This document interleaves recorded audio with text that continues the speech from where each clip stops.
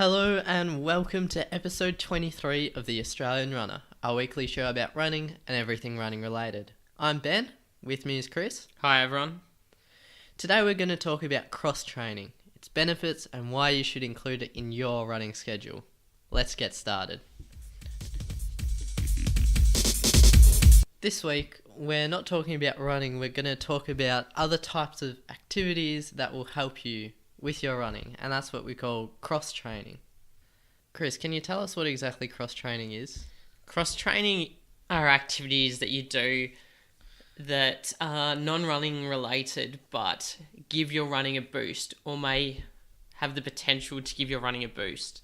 There's many types out there and you can dabble with them as they fit around your running. So your running is still the best thing you can do to improve because it's the most specific. These activities are less specific but have many other benefits and are like second tier training enhancements. Right, so there are things that you can do on the side as well, just extra exercise that will help you become a better runner, right? Exactly. As you said, there are a lot of different activities that people use to cross-train, such as cycling, or swimming, going to the gym, or rowing, like using the rowing machine in a gym. And the one thing that these all have in common are that they're high intensity, but they're low impact.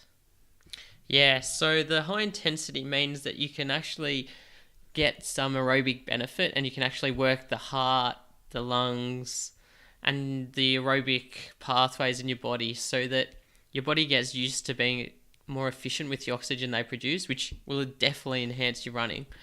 And by lower impact, we mean that running is very hard on the body. Like every step you take, you can feel the jolt almost through your body. But whereas things like swimming, there's no impact at all. You're literally just gliding through the water. Same with cycling, because when you pedal, it's a smooth motion and you're not actually impacting the joints, but the muscles are still being worked really hard. So low impact activity means that you don't need as much recovery time and you can recover quicker and faster, which means you can train harder for longer, or at least put more quality training sessions together back to back. And another benefit it could have would be to reduce the chances of injury as well. Obviously, you said with running being such high impact, if you look at something like swimming, there aren't too many injuries you can get unless you have a really bad style and might hurt your upper body potentially, but really there's no main ways to injure yourself. So it helps, as you said, to get that extra aerobic benefit, but with less chance of getting injured. Yeah, the other thing it does is it develops other muscles and tendons and ligaments and strengthens other things in your body. Because when you run, you just use the same muscles over and over again, but you can neglect those smaller stabilizing muscles and things like that. And so if you're fitter and more muscular all over your body, just improving the whole system will improve that one specific system to help you run faster. And one of the things is that, especially in the younger formative years of running, it's better to do a wide range of sports and then slowly taper in to just focus on running, because you want all of those different activities so your body gets used to moving in different ways that will ultimately help your running and help you improve. One of the final really big benefits of cross-training is just to keep your training interesting. Even if you substitute one run a week for, say, a swim or a bike ride or something like that and just keep mixing it up, it'll really keep yourself interested in maintaining your routine, because doing the same thing over and over again, I know it's easy to maybe get a little bit bored with it, especially if you're running the same route as well. It's good to mix things up, change your running route and your running routine as well, and maybe substitute one of your running sessions with a cross-training session, do something like cycling or swimming or rowing machine or elliptical machine. It'll keep things a bit more interesting and keep you engaged in your running. Yeah, and you can even do that with different people as well. If you've got a mate who enjoys cycling, just even going out, getting around other people, I think it would just rejig your motivation and help increase your actual running motivation, even though you aren't running. Just that overall facet just seems to help so well in so many different areas. Yeah, for sure. Just keep you interested for longer in actually running, which is what we like doing. But there is a slight danger of cross training. That is that jumping into a new activity that you don't do often and attacking it really hard may lead to injury. One of the things with swimming and gymming and stuff like that is that poor technique may lead to injury. Say if you don't correctly know how to squat, you might strain a muscle, unfortunately, or you start with the weights being too heavy and you can only just lift them, and just that incorrect technique could lead to different injuries. Another thing that could happen, especially going to the gym or try a new activity that uses a lot of strength in your muscles, is getting delayed onset muscle soreness. And that's when you wake up the next morning or over the course of the next day, and those muscles that you've been working just start hurting so much and start getting so stiff. I've noticed it especially when I've been rock climbing after I haven't been for a little while, and I've been using my arms and legs a lot, and then you haven't pulled anything. It's just that because you haven't used them and you've gone from doing absolutely nothing with them or very little to putting so much load on them overnight, they just get really sore. Yeah, so that could affect you for the first couple of times you start to cross train. But of course, you'll get used to it. Yeah, you'll get used to it, but you could also just start off by easing yourself into it. Yeah. Because there's nothing like trying to start a new activity and hurting so much afterwards that you never want to go back to it. Exactly. You want to still be doing that. You don't want the cross training to detract. You want it to enhance. One of the last things to do is how often you should do it, and what's it mean? What do the elites do? And as we said before, running is the most specific thing you can do to improve your running. And so that should still be a primary focus. A lot of elite athletes use cross-training, such as cycling and swimming, when they can't run, like when they're injured. They also use it maybe once a week to add extra aerobic without their body breaking down, as we said before, and reduce the likelihood of injury. But cross-training can actually be quite good for your running. Emily Enfeld, an American athlete, made her way to Rio Olympics just last year with 7 weeks of cross-training because she was injured at the time with a hip stress fracture. And the activities she undertook were a mixture of swimming, cycling, elliptical, aqua jogging, and Ultra G running.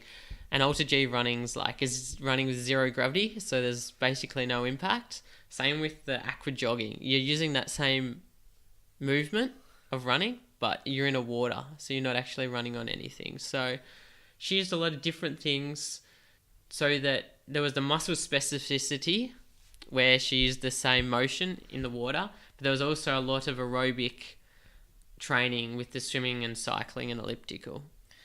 It's a really interesting story, isn't it? Because we know that obviously the best thing to do as a runner is to run. But it really just shows how if you can use a different combination of a whole lot of different activities, while it's probably not ideal, you can still, she still made it to Rio, and she was out for 7 weeks from running because of her broken hip. Yeah.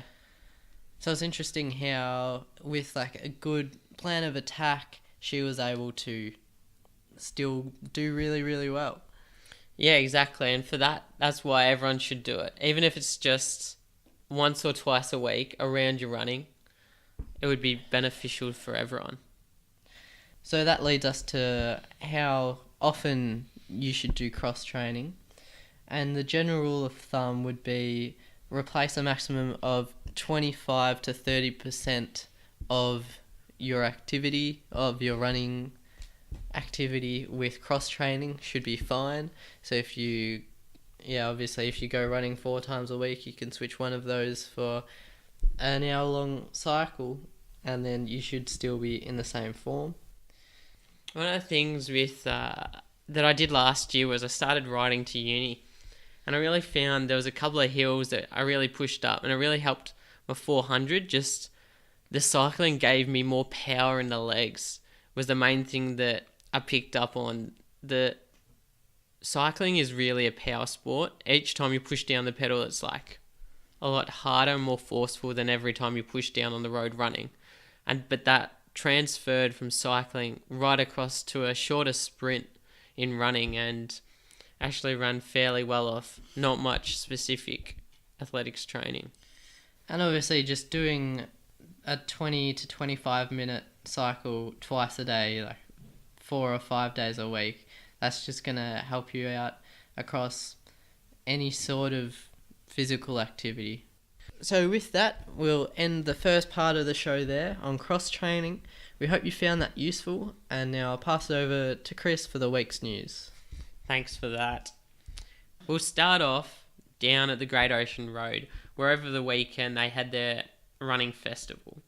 Zach Newman took the win in the 23-kilometre half marathon with a time of 1 hour 14:59. In the women's event, Virginia Maloney was first across the line, with her winning 1 hour 20:20. Julian Spence took the marathon win, which is slightly longer than the normal distance, as the distance here is 44 kilometres, and the win was 2 hours 23:44, 16 seconds faster than he did this time last year. Jane Fardell won the women's event with a time of 3 hours 10:53. Up the coast to Sydney, and they had the Sydney Morning Herald half marathon over the weekend. And in the men's event, Liam Adams took the win in 1 hour 5:08. And in the women's event, Cassie Fian ran in a time of 1 hour 15:32. To the States now, and Luke Matthews won the Oxy Classic 800 metre men's event in 1 hour 46:44. And last week in Swarthmore, in the 1500, we missed putting this in the podcast, but Geordie Williams ran 3:36:87 and Sam McEntee 3:37:48, both just missing out on a London World Champs qualifier. At the Jamaica Invite, Jack Rayner won the 3,000 metres in 7:52:70. And at that same meet, Ella Nelson ran at 23:09 in the women's 200 metres, and he's starting to find her form. To Japan now, and Catherine Mitchell is through 63:23 in the women's javelin, which is a World Champs qualifier, and if she's selected later in the year, as she should be, she'll be Australia's oldest ever female field athlete at a World Champs. Also in the same event, or the same meet, in the men's 3,000 metre steeplechase, James Niparis ran 8:40:29 for 6th, and Stuart McSwain 8:44:66 for 8th. Brandon Stark finished 6th in the men's high jump with a leap of 2:25 on his comeback. In the women's 1,500 metres, Jenny Blundell ran 4:08:15 for 3rd, and Britt McGowan 4:12:28 for 5th. Both unlucky on missing out of the qualifier, especially Jenny Blundell. And that's your news for this week. Thanks for that, Chris, and that's it for the show. Thank you everyone for listening. You can find us on iTunes and YouTube as The Australian Runner.